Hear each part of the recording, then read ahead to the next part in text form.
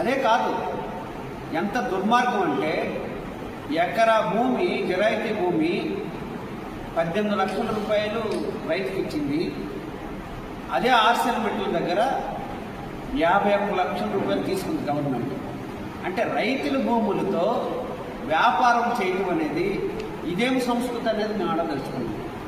అదే కాదు, డీఫారం పట్టాలు భూములు ఉన్నాయి. ఆ డీఫారం పట్టాలకు సంబంధించిన దాంట్లో కూడా 12,50,000 రూపాయలు ఇచ్చారు. అంటే జిరాయితీ భూమికి 18 లక్షలు ఇచ్చారు, డీఫారం పట్టాలకు సంబంధించిన దాంట్లో 12,50,000 రూపాయలు ఇచ్చారు. ఇది కూడా వ్యత్యాసమే.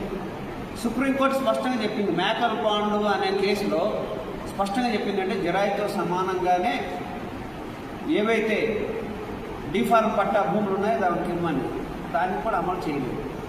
ఇంకోటి ఏమని చెప్తున్నారు కూటమి ప్రభుత్వం, మేము చట్టానికి నిబద్ధతగా ఉంటాం, చట్టాన్ని అమలు చేస్తామని స్పష్టంగానే వాళ్ళు చెప్తా ఉన్నారు.